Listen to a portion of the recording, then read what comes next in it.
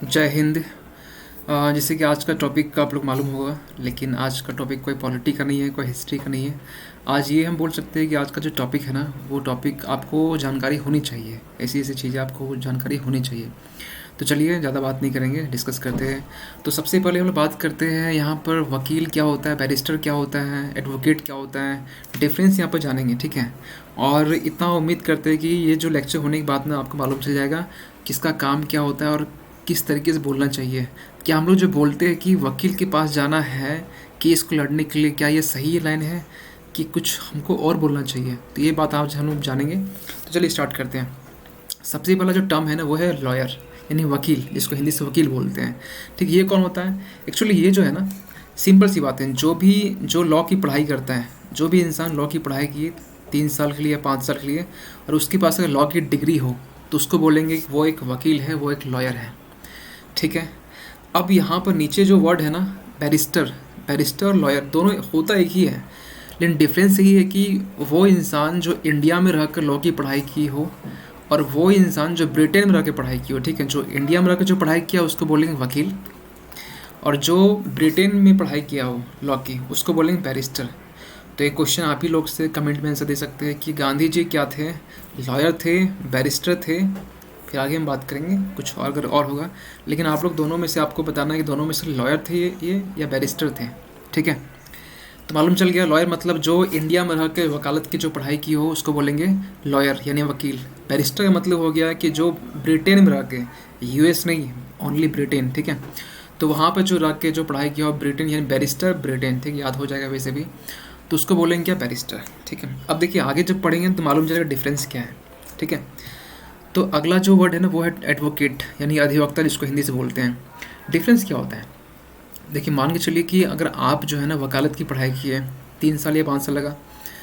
अब वो करने के बाद ना, अगर आप एक फॉर्म होता है, एक मतलब समझिए कि बार काउंसिल ऑफ इंडिया, तो जब आप इसका एग्ज़ाम देते हो ना, बार काउंसिल ऑफ इंडिया का, और यहाँ से आपको लाइसेंस मिल जाता है प्रैक्टिस करने का। यानी कि यहाँ सिंपल एक शब्द में बोल सकते हैं कि अगर आप किसी का केस को लड़ सकते हैं, ठीक है, जो मतलब जो इंसान या जो वकील बोल सकते हैं, वकील नहीं बोलेंगे वहाँ, अधिवक्ता ही बोलेंगे, जो किसी का केस को लड़ सके, ठीक है, उसको बोलेंगे एडवोकेट। और डिफरेंस क्या होता है? डिफरेंस इतना ही होता है कि ये जो होता है ना, इसके पास एक अलग एक्स्ट्रा डिग्री होता है। कौन सा? तो बार काउंसिल ऑफ इंडिया के एग्ज़ाम दिया होता है, पेपर दिया होता है, और उसको वहाँ से लाइसेंस मिलता है क्या चीज़ करने का? तो कोर्ट में जाकर प्रैक्टिस कर सकता है। अगर कोई आपको ये बोले कि मैंने वकालत किया हुआ है, ठीक है, मैंने लॉ की पढ़ाई की है, बोले ठीक है भैया, कोई दिक्कत नहीं है। अगर ये बोले कि हाँ भाई मैं एडवोकेट हूँ, बार काउंसिल ऑफ इंडिया से, बीसीआई से हम लॉ की प्रैक्टिस करके आ चुके हैं, ठीक है, वहाँ से हमको लाइसेंस मिला है, हम कहीं भी किसी कोर्ट में प्रैक्टिस कर सकते हैं, तो उसको बोलेंगे एडवोकेट। अब आप खुद सोचिए, आपका केस जो लड़ता है ना, उसको बोलते हैं एडवोकेट, लेकिन आप लोग क्या बोलते हो कि जा रहे वकील के पास, ठीक है, वो मेरा केस लड़ेगा। फिल्मों में आप यही सुनते हैं, ठीक है। वो लोग भी शायद डिफरेंस मालूम उनको भी नहीं होगा, लेकिन आज से आपको मालूम हो जाएगा कि एडवोकेट उसको बोलते हैं, अधिवक्ता बोलता है। अगर आप ये बोलेंगे कि अधिवक्ता के पास हम जा रहे हैं अपना केस को लड़ने के लिए, तो ये लाइन सही होगा। अगर कोई ये बोले वकील के पास है, वकील तो लॉयर है, सिंपल सी बात है, वो 5 साल का डिग्री किया है, 3 साल का।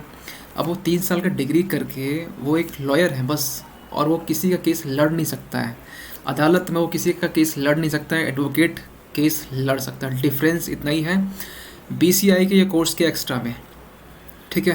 मतलब ये बार काउंसिल ऑफ इंडिया से इसको लाइसेंस मिल गया कि वो केस लड़ सकता है। इसका भी ये होता है, यहाँ से लाइसेंस मिला जाता है, तो ये अलग प्रोसेस होता है, इतना डीप में नहीं जाना है, ठीक है। एंड एडवोकेट बीसीआई एक्स्ट्रा किया है, बार काउंसिल ऑफ इंडिया का से लाइसेंस मिला है। लॉयर सिंपल वकालत की पढ़ाई की है। बैरिस्टर यानी कि जो ब्रिटेन में से जो वकालत किया है, ठीक है।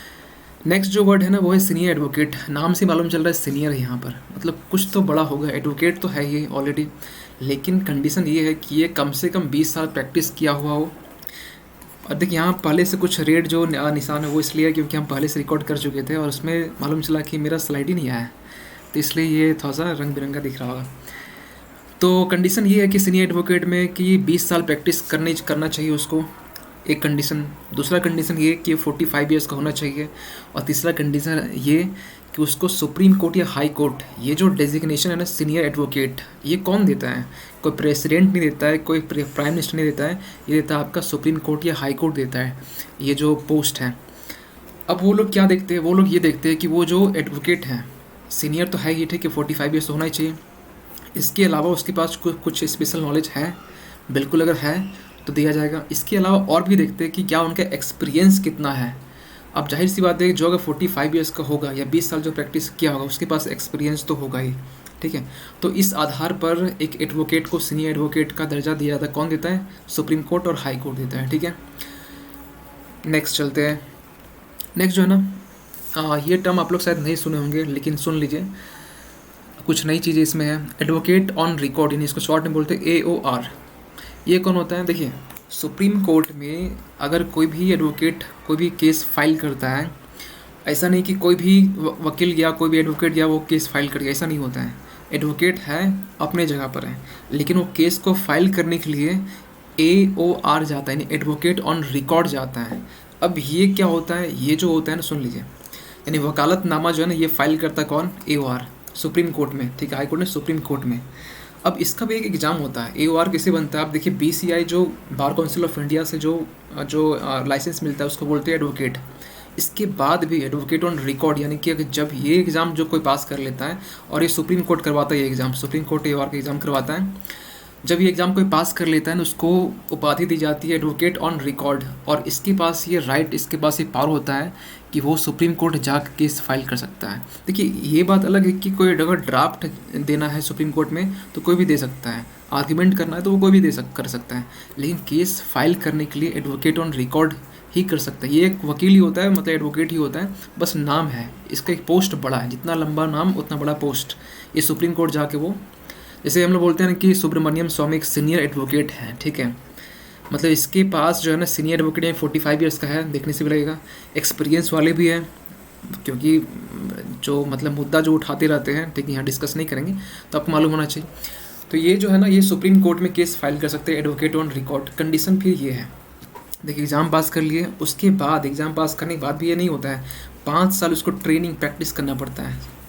उसमें 4 साल वो किसी भी कोर्ट में कर सकता है प्रैक्टिस, और 1 साल जो प्रैक्टिस है ना, उसको किसी दूसरे AOR यानी एडवोकेट ऑन रिकॉर्ड के अंडर में उसको प्रैक्टिस करना होता है। कंडीशन ये है बस, कुछ ज़्यादा झमेला वाली चीज़ नहीं है, बहुत सिंपल तरीके से बता रहे हैं, आसान मतलब चीज़ है, समझ में आ जाना चाहिए, ठीक है। अगर कोई इतना भी ना समझे तब तो दिक्कत है, रिपीट आप वीडियो देख सकते हैं।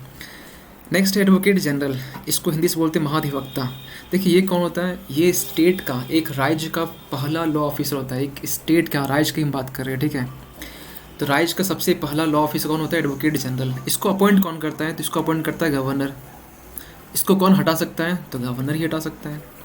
काम क्या है इसका? काम ये है, अगर स्टेट और सुप्रीम कोर्ट या हाई कोर्ट के लिए कुछ डिस्प्यूट होता है, कुछ मुद्दा चला गया स्टेट को लेकर, स्टेट से कुछ शिकायत है हाई कोर्ट या सुप्रीम कोर्ट को, तो स्टेट का पक्ष रखने के लिए कोई तो वकील चाहिए ना। ऐसा नहीं कि अरेगर को उठा लिया, उसका भी एक अलग पोस्ट होता है, उसका भी एक ओहदा होता है, उसका नाम क्या होता है? एडवोकेट जनरल है।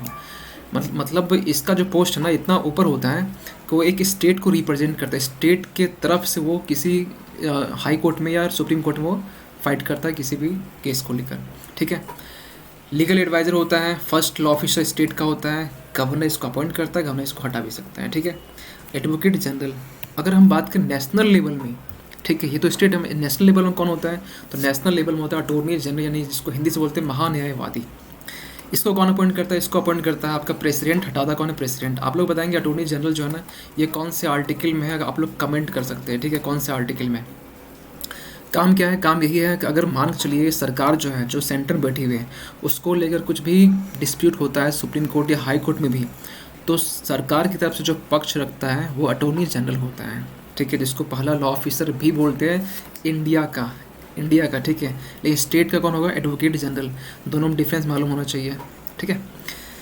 अब नेक्स्ट है सॉलिसिटर जनरल। ये कौन होता है? एक्चुअली ये जो होता है ना, ये इसी का हेल्पर होता है।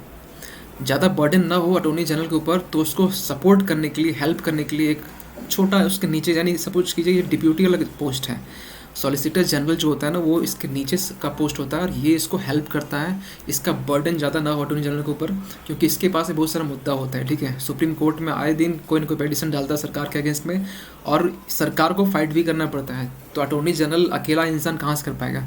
तो सॉलिसिटर जनरल जो होता है वो उसको सपोर्ट करता है, कभी इसके बदले ये चला गया, कभी उसके बदले ये चला गया, ठीक है, ये होता है, जिसको हम लोग क्या बोलते हैं? सेकेंड लीगल एडवाइज़र या second law officer of India, ठीक है। आप बोलेंगे सर स्टेट में होता है, तो आप कमेंट करेंगे स्टेट में होता है नहीं होता है, ठीक है, वैसे स्टेट में नहीं होता है। नेक्स्ट जो है ना, नेक्स्ट देखिए, हाँ ये तो हो गया ना सॉलिसिटर।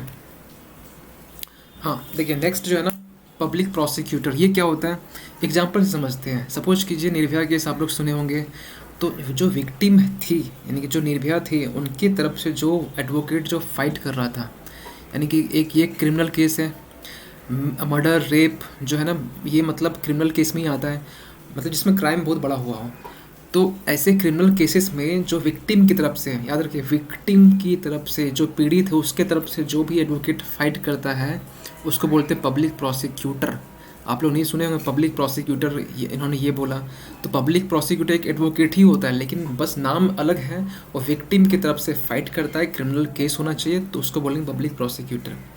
अगर मर्डर रेप का मुद्दा ना हो, सिविल इशू हो, यानी कि सिंपल से ज़मीन वाला कुछ मामला हो सरकार हो किसी इंसान को लेकर, तो सरकार के तरफ से जो फाइट करता हो उसको बोलेंगे। अब ज़मीन का मुद्दा हो, यहाँ पर स्टेट में मान चलिए झारखंड स्टेट है, ज़मीन का मुद्दा हो, वहाँ पर ऐसा नहीं कि एडवोकेट जनरल आएगा, भाई ये तो सरकार का है, सरकार के पक्ष में तो एडवोकेट जनरल आता है, लेकिन यहाँ पर हर छोटे छोटे मुद्दे पे तो नहीं आएगा ना। तो वहाँ पर जिनको बना के भेजा जाता है सरकार का एक वकील, या सॉरी वकील नहीं बोलना चाहिए, एडवोकेट, तो उसको बोलते क्या, गवर्नमेंट प्लीडर। ये आपका स्टेट में भी हो सकता है और सेंटर में भी हो सकता है, ठीक है। तो जो सिविल इशू को जो हैंडल करता हो, केस को फाइट करता हो, उसको बोलेंगे गवर्नमेंट प्लीडर, और जो क्रिमिनल इशू को जो फाइट करता हो, जो एडवोकेट, उसको बोलेंगे पब्लिक प्रोसिक्यूटर। होप कि आपको ये चीज़ें समझ में आई होगी। मिलेंगे नेक्स्ट किसी दूसरे टॉपिक पर। मतलब ये सोच रहे कि अफ़गानिस्तान वाले इशू में कुछ वीडियो बनाया जाए, लेकिन अभी थोड़ा वेट करते हैं, ठीक है। मुद्दा वेट, अभी बहुत सारे लोग बना भी रहे हैं, लेकिन हम ये चाहते थोड़ा और दिन वेट करते हैं। हम अच्छे से स्टार्टिंग से समझा देंगे क्या हुआ मुद्दा, क्या हुआ और क्या होने वाला है, क्या रास्ता निकल सकता है, ठीक है। तो तब तक के लिए बाय, जय हिंद।